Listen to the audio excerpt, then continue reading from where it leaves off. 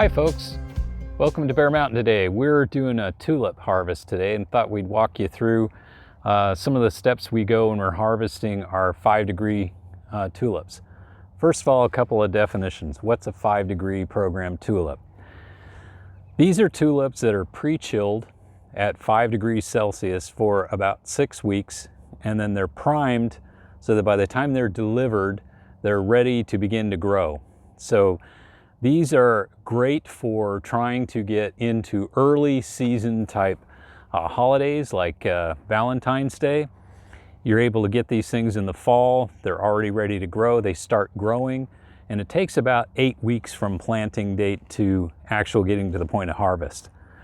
This variety right here, I think, Denise and I are debating this, but because we kind of lost our label on it, but it's in the Chateau series of tulips. They're small, it's a small double, and this got a really nice color to kind of it's almost got a little bit of a coral tinge to it, so it really looks pretty cool, but it's a little bit pinkish coral, maybe that's the right color for it. And we're going to harvest these guys today, so we're going to talk about all the different things that we need to do in terms of recognizing when to harvest it and how we harvest. Now, we've already done videos in terms of how we plant it on a no-till basis, and now we're going to show you how we're going to harvest it, and then how we're going to package them for the cooler, because the interesting thing about tulips is you can pull them in one day, basically package them for storage for a week or two, and with the bulb on, and they're still in great shape, ready to be used in a bouquet. So this whole process has got some advantages in being able to smooth out when you're actually selling things versus when you're actually harvesting. Question. Yeah. Kind of short. Why do you think that is? They're actually, some of it's varietal based. In this case, also too, if our temperatures are warmer than we anticipated. Yes. And they have been. We've actually had a fairly warm winter. We didn't get We didn't get the ice storm. No, we didn't get the ice storm. The ice, all that ice and freezing weather that hit Oregon about a month ago was north of us. So we were actually, we stayed pretty much in the 40s. We lucked out. Yeah, we lucked out from that perspective. But for growing the tulips, it's been warmer at night and it's been warmer in the day. So it's tended to, I think, accelerate them faster to get into bloom. So they're a little shorter than what we'd normally expect. Normally we would be seeing these guys probably more about that height. So what we have is about 8 inches above the ground and a couple inches below the ground. So we're gonna have about 10-inch stems on these guys, and normally we would be 12 to 14 inch. But these will work. Yeah, they'll work. And then some of them are varietal differences. Like we have one that is coming on. The next group over, Essential Touch. And then we have Mondial. Mondial is a white double. And that one always tends to be really beefy, really tall.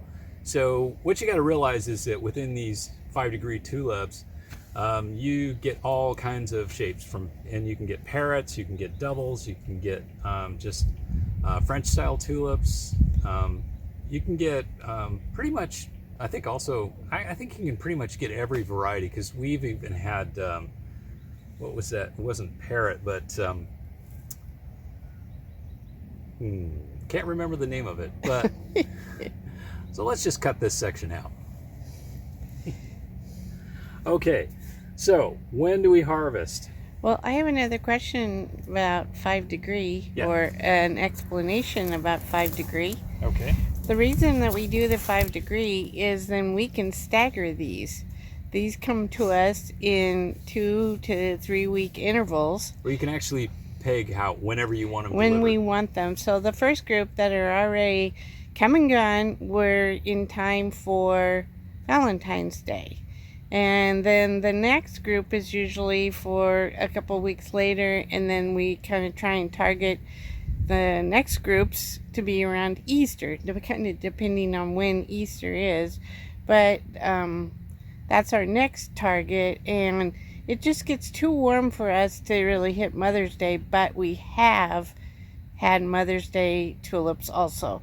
And it's that staggering of when we receive the bulbs and then they go into the ground that allows us to do this over weeks, months maybe, Right. instead of just, oh, they all came on at once. So, Well, and each of them also too are also governed a little bit about their own style, whether they're an early, mid, or late bloomer right.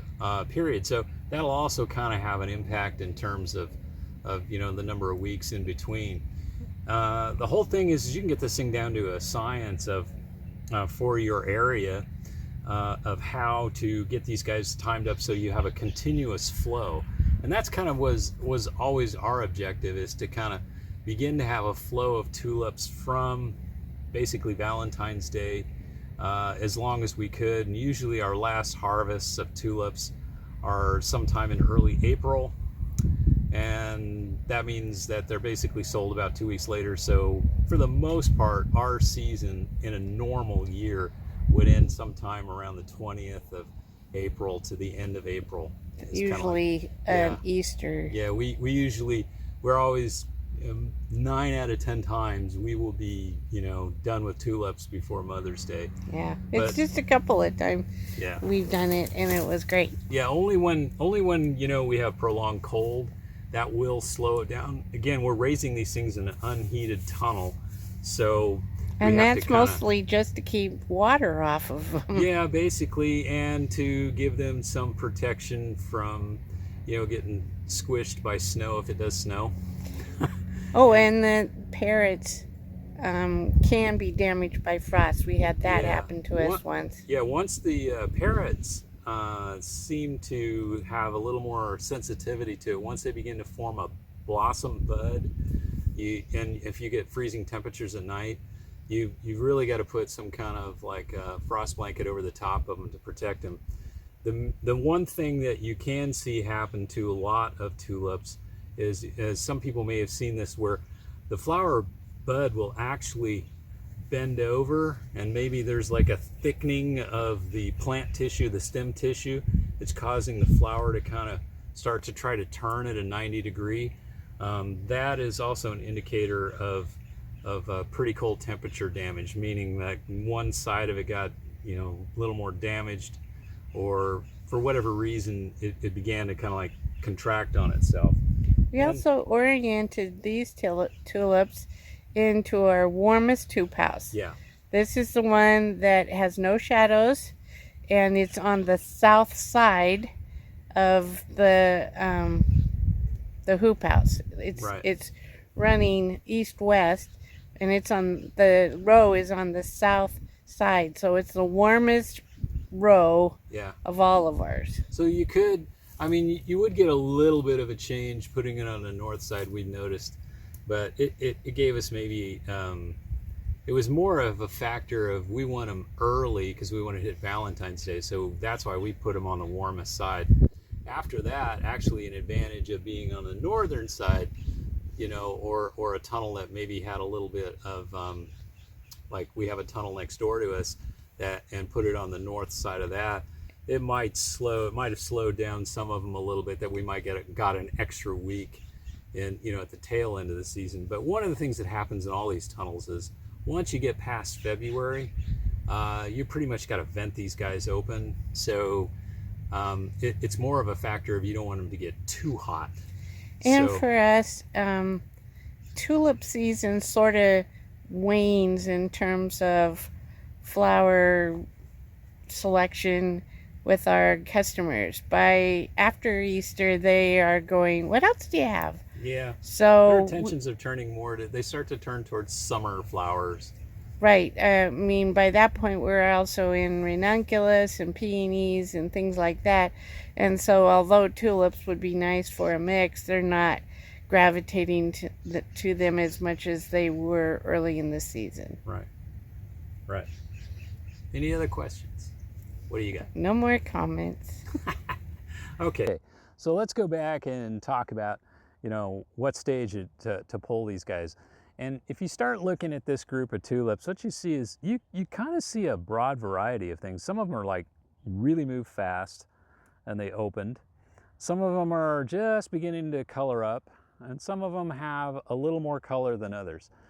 And so what we're going to look at is if they're open or just partially open, we can use those right away. So as an example, we'll probably take the few in here that are pretty wide open and make it a nice bouquet for the house.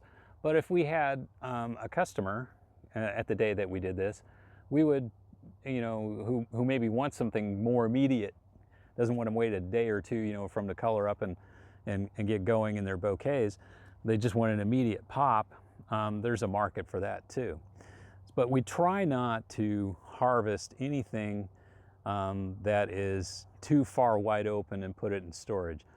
Some coloring, like about 20 to 30% colored up, is probably just about optimum.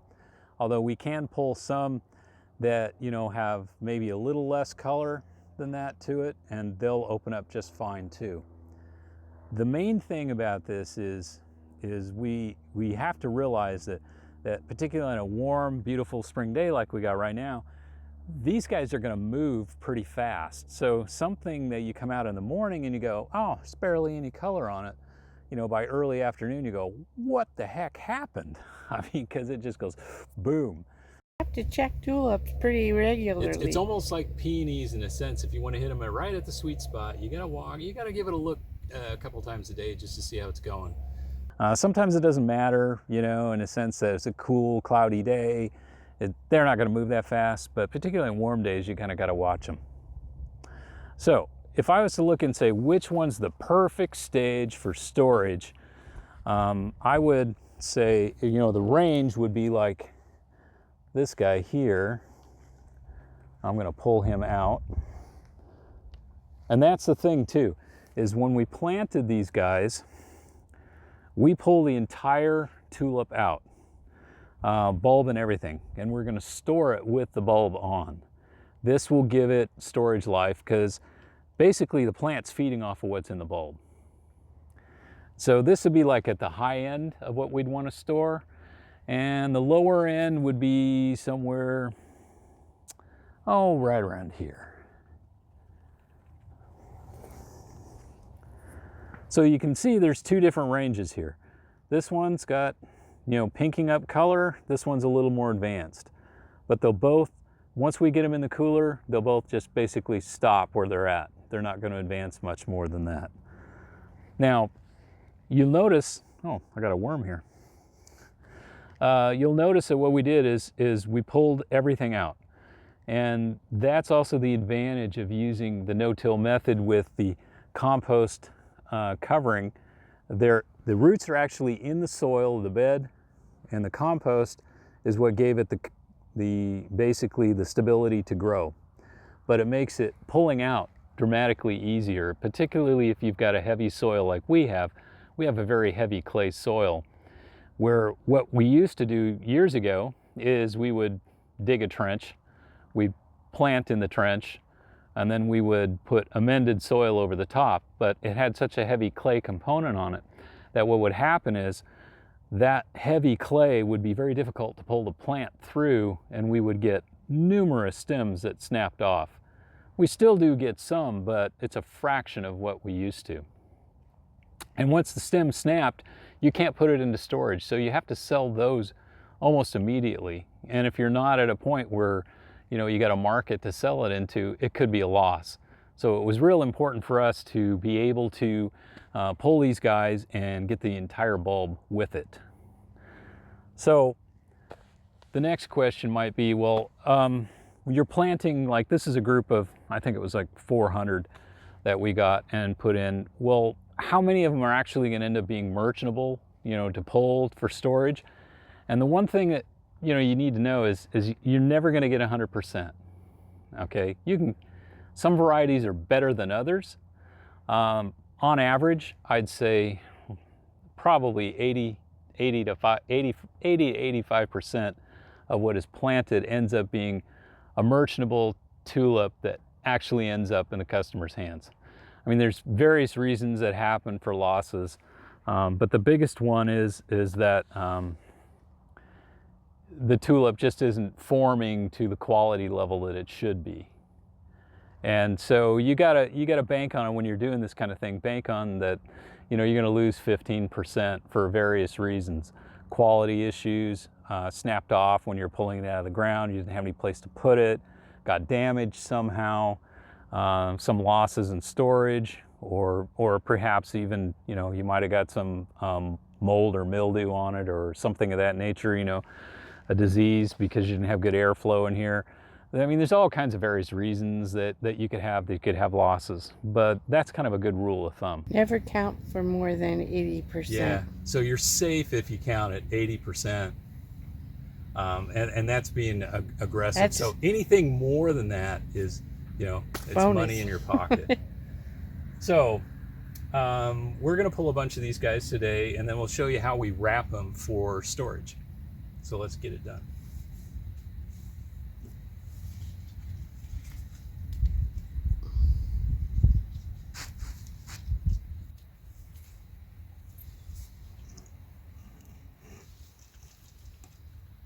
Also too, just wanted to show you this. This is an example of a little bit of cold damage on it. You can see where the head is actually kind of bending over a little bit. This is still merchantable and it'll still be fine, but you can get really bad cases where the head's even further down. And that's just a cold damage issue.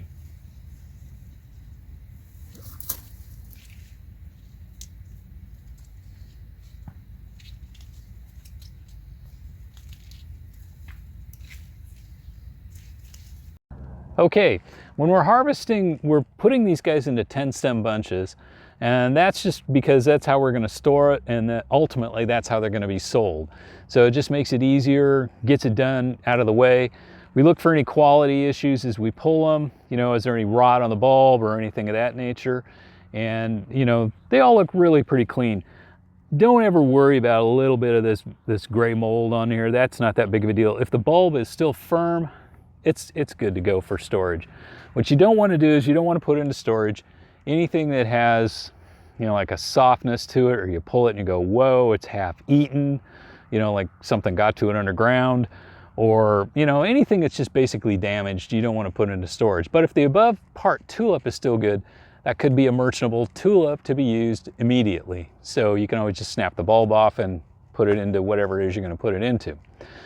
So we'll see how many we get out of this. This is our first real harvest on this group, and it looks to me like we'll get, you know, probably 15 bunches out of this first round. So let me get these all pulled, and then we'll go into the wrap.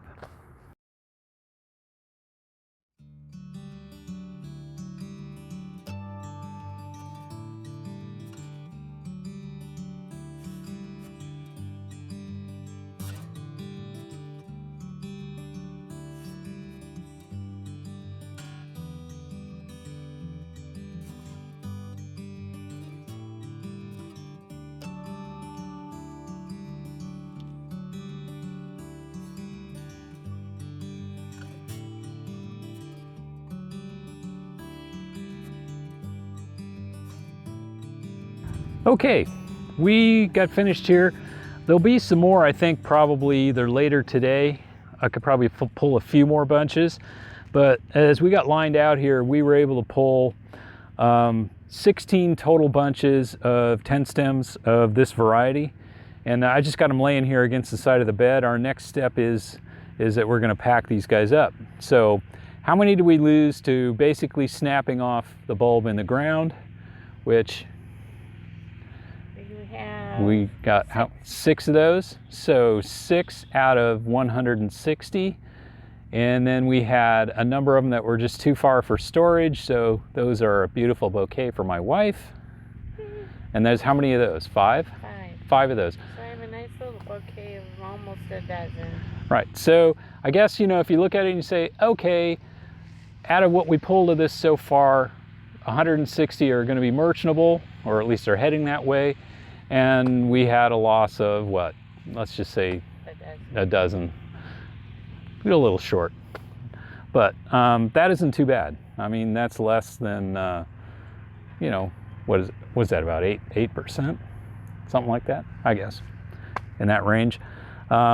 and that's why we keep saying, you know, when you go into and you're planting these things, don't look at, you know, oh, I'm buying 500 or oh, I'm buying 1,000, and then, you know, start calculating your profits, because you end up losing things along the way. And we lost some of the other ones to the goat. Yeah, we had, before we were able to get that under control, we lost half of group. So there's about 200 out of that one. That one's, you know, and that happens. If rodents get in, you know, bad things can happen. So again, you know, when you start looking at efficiencies and you start looking at, you know, what you're going to actually get out of it, you got to kind of take all these factors into account. How about the fox? Oh yeah, last year we had a fox that came into the tunnel at night after we planted our first round of tulips and dug them all up. He didn't eat them or chew on them or anything. He just played with them. He was just a jerk. Yeah, so we had to replant all that. Actually, we fought him a couple of times. It's good. So let's get these guys packed up for storage, and we'll show you how we do that. Okay, we've hauled the tulips out of the tunnel, and what we do is, in order to kind of get a little bit of efficiency to get them packed for the cooler, many times we do it just right down here, especially on a day like today where we don't have any rain. It's just a lot easier just to take care of, do the newspaper wrap, put them in a crate, and then we'll haul the crates up to the cooler and put them away for till we're ready to use them. Now, one of the things that, let's see here, we just wanted to go over, let's see, where's the one with the bulbs? On the deck. On the deck, there they are. Okay, just wanted to give you guys a little bit of some ideas of what to do if you have short stems. When you're using these things, one of the things you can do as a little trick is if you want, you can use your clippers to cut the bulb in a vertical way, because this bloom stem is going to go down to the basal plate. So if you cut this, you can basically peel it, and what you can see is the tulip stem is going to gain you almost another inch in actual stem length. So you pull that out, as you can see, you're going to get another inch or so of stem length. So now we've got pretty close to 10 inches or maybe even better on it. So this is one method that you can do if you have short tulips to gain a little bit of length on them. And you got to remember too, as tulips are in the vase, they tend to lengthen anyway a bit. But this will get you, you know, a little bit better when you're actually getting them ready to use or to put into a sleeve, a paper sleeve, or whatever it is you're doing. So I just wanted to kind of throw that one out there, because if you look at it this way, if you just simply go, oh, if I look at these guys, you can see if I snap this off, throwing stuff on the ground, I've lost, a good ½ inch or so of stem length. So they'll both basically be able to, you know, give you a good flower, but it just gives you a little extra stem length. So that's just a trick. Okay, what do we do when we're wrapping these guys up? I'm going to throw stuff onto the compost pile. Okay, we use and we reuse and reuse and reuse and reuse and use again. And actually, you don't have to use newspaper. What we're trying to do, the goal we're trying to accomplish here is, we want these guys to be kept straight up. In other words, when they go into storage, we don't want them to lean down, you know, begin to bend, because what tulips we're going to want to do is they're going to want to find up. And they'll curve up. If you don't store them vertically, if you store them like this, you're more than likely, particularly if you don't have anything to kind of keep them constrained, going to get stems that are going to start to curve. And so to avoid that, we just do a quick wrap with newspaper, because it's free and it doesn't tend to leave any kind of mark on the tulip itself. And as you can see, we've kind of got it encircled. And then we just, you know, take a rubber band and put it around the outside like that, and it's wrapped and good to go. Now you can use anything. I mean, craft paper. Craft paper. you know, you got old Christmas wrapping paper you don't want to use anymore, parcel post paper, whatever paper. But the point of it is that we then, when we put it in these containers, is we're storing them on a vertical basis. These were just old Home Depot totes we bought years ago when we were raising a lot of dahlias. We actually stored our tubers in these things. And now that we don't raise dahlias anymore, they're just an excellent thing for keeping tulips in. Yes, we are. We're not in the dahlia business anymore. We're gonna have dahlias this year. Yeah, okay. Personal use. No, not necessarily. Ooh. Back in business. Yeah. Okay, so, and some of the paper gets a little ripped, but that's okay. You just got to kind of figure out, you know, what's the best way to kind of, you know, wrap it around. The key is just to keep those heads all nice and tight and straight. Yep. It's not about, you know, covering the bulbs or anything like that. It's and then we try to pack them in there, you know, such that they're all standing up straight.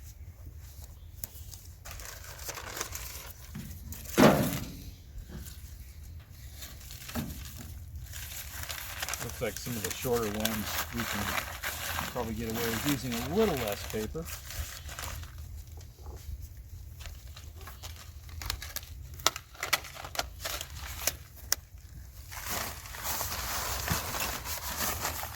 When you're putting them in here, try not to break off the bulb. That is really, really important. So the sooner you guys, you know, once you get them pulled out of the ground, that you can get them into the cooler, you're going to stop the flower from continuing to expand open, and it's just going to live off of what's in the bulb itself. How long do you usually store the tulips in the cooler before you sell them? We don't like to go over 2 weeks. When you start getting to the point of 2 weeks on these things, you know, 14 days, in our cooler, now maybe if somebody had a cooler where they really could keep it like at about 34 degrees, you probably could get it longer, but our cooler, the way it's kind of set up, because we're putting other flowers in there and things of that nature, ours runs at about 37 degrees, and so we don't go over 2 weeks.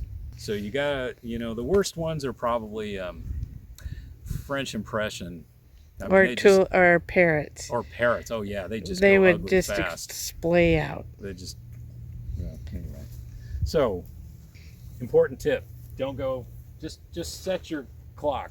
Don't go over 2 weeks. Or put, if you're trying to do it in lots, what you may want to do is put some kind of label on it, so that you know it's saying, oh, this crate here was done on this date. So first in, first out. Especially if you're doing multiple plantings of the same variety. That could really get you messed up.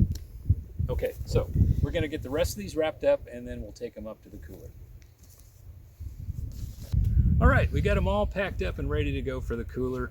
And as you can see, we're trying not to, you know, cram them in so much that we could get busted bulbs in it. So we've got somewhere around 8. In this particular size crate, we could probably get 9 or 10 in, depending on what it is. And we'll put these guys in the cooler. Since our volumes are low now, and in terms of how we go on things, we can pretty much tell that, you know, this was done on what date. And then I also have an app that we record our harvests on, that, you know, puts it into a Google spreadsheet, so we know how many bunches of what particular variety we got. So when we go to sell, we know when we harvested, and we know how many we have. And if we check the cooler, hopefully they match. So that's about it, unless you can think of another question. No. Nope. Okay. So that wraps it up. Hope you got some good tidbits out of this, and they'll help you kind of figure out, you know, how to do the tulip thing. And I want to thank you all for watching today. And as always, stay safe and have a good day. Bye-bye. Bye-bye.